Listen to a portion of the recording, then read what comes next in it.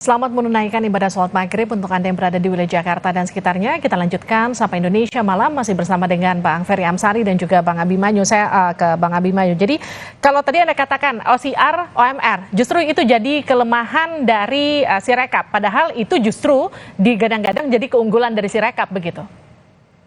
Gini, Sirekap kalau dibilang unggul adalah dianggap unggul dari situ. Tetapi metode saya kan itu sudah berbeda. Hitung berdasarkan dari hasil itu plano ya, hasil akumulasi. Sedangkan kalau Sirekap berdasarkan dari detail masing-masing C1, ya kan. Nah, di sini kita ngelihat dua konsep yang berbeda aja sudah salah. Gitu, kita nggak bisa memperbandingkan, itu satu. Kalau kita bilang kemudian kesalahan yang dibilang di sini sebagai kelemahan, antara dua nih, kelemahan konsep apa kelemahan pelaksanaan. Kalau kelemahan konsep itu kayaknya minim, sebetulnya konsep di sini dasar sudah bisa kalau diupayakan.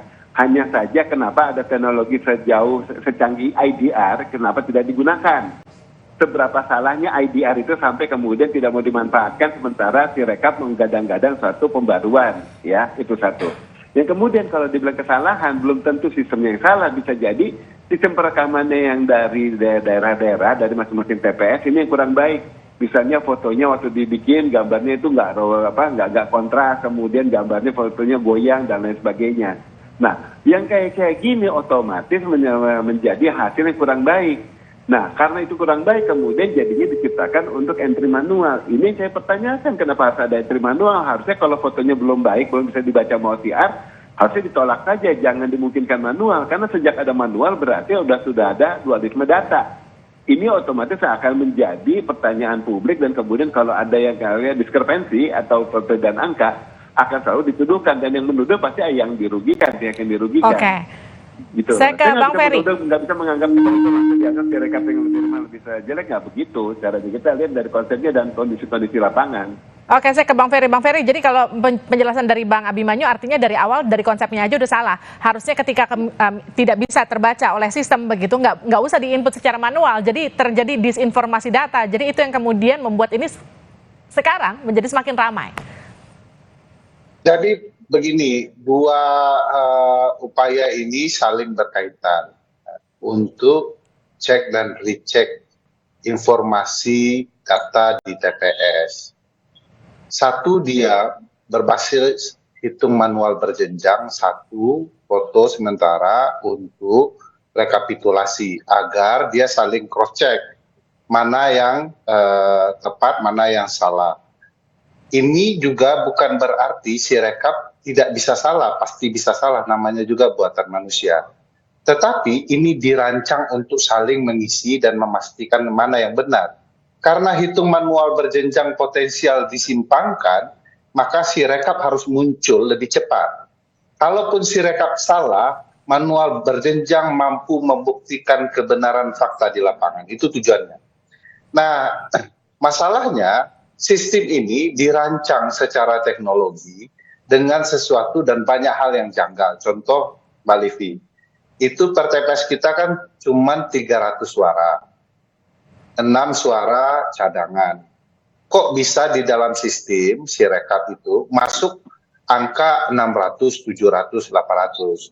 Harusnya dibangun sistemnya Sirekap, tidak peduli itu OCR, OMR, yang jelas sistemnya menolak kalau dia lebih dari 300. Karena tidak masuk akal, pasti tertolak.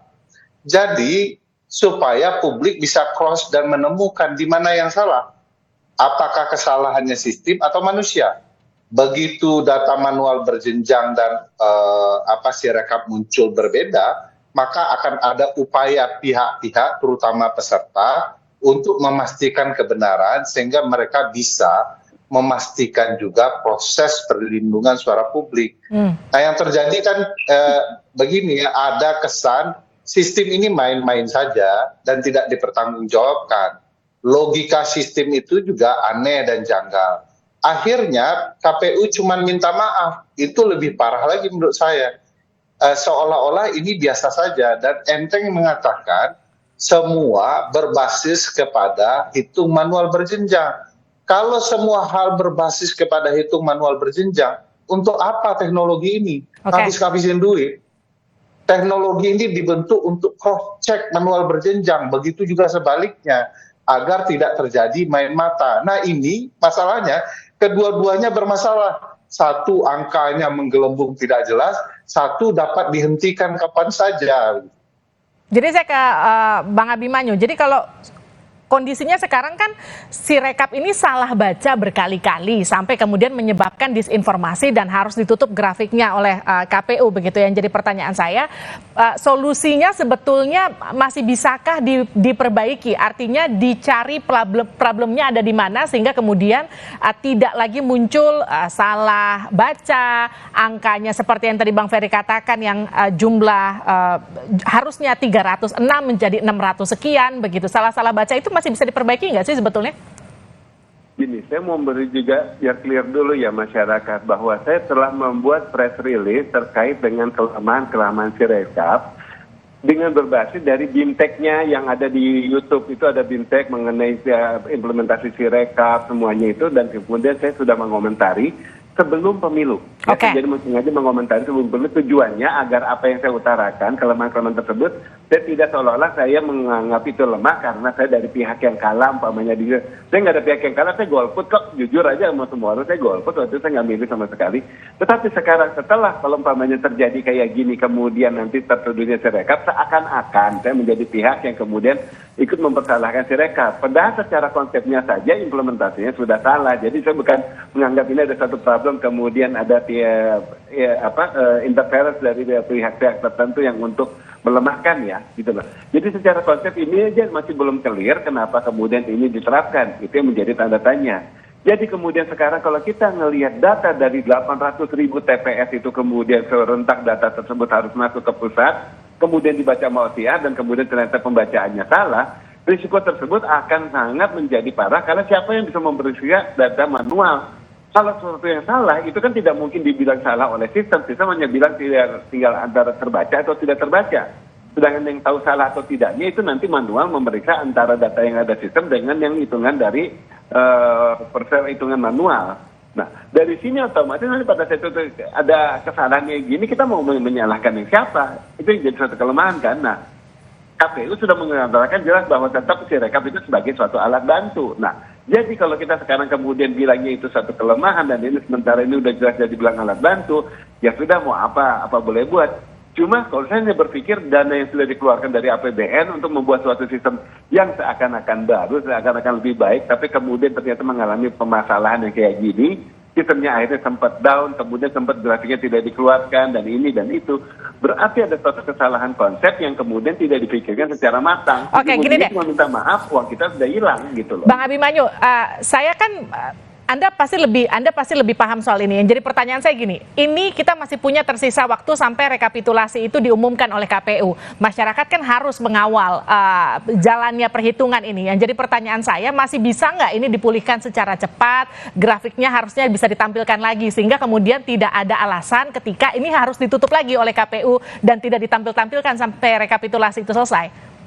Bisa dan tidaknya kondisional tergantung dari data-data yang diambil dari masing-masing TPS. Karena kita sifatnya kalau pembacaan datanya hanya berbasis foto, kembali saya utarakan, apabila foto tersebut tidak kontras, apabila foto tersebut kemudian tidak jelas, OCR tidak terbaca, belum lagi ada yang blur, maka mau diperbaiki datanya pun nggak mungkin karena data dasarnya sudah tidak readable, ya sudah tidak bisa dibaca. Tetapi kalau sistem akumulasinya secara kerjanya Sirekap yang paling mungkin dilakukan adalah membuat suatu sistem yang mengaudit untuk memastikan bahwa konten di dalam Sirekap ini bisa melakukan perhitungan secara benar. Tetapi kembali bahwa kita sudah mengaudit dan kemudian kembali akan keluar duit besar, sementara yang mau kita audit ini ada sesuatu yang memang tidak menjadi sebagai perhitungan dasar untuk KPU. Ya untuk apa juga kalau kita menemukan suatu kesalahan, sementara itu bukan menjadi dasar untuk perhitungan finalnya. Itu maksud saya. Oke, artinya kalau ada kesalahan, diperbaiki kesalahannya, jangan kemudian digagalkan begitu, sehingga kemudian apa yang digadang-gadang jadi alat bantu justru jadi nggak ada fungsinya sampai akhir, begitu kira-kira ya. Terima kasih, Bang. Sedikit, yang perlu disampaikan adalah bahwa oleh pihak KPU dinyatakan ini satu kebijakan, maka kemudian informasi dikurangkan. Saat sesuatu yang kemudian ditampilkan tidak seperti semestinya lagi, itu sudah bukan kebijakan, tetapi itu harus diakui sebagai kelemahan. kekurangan pihak KPU. Itu aja yang harus diakui. Simpelnya begitu aja. Oke, terima kasih Bang Ferry, terima kasih Bang Abimanyu sudah bergabung bersama kami di Sapa Indonesia. Malam sehat-sehat selalu.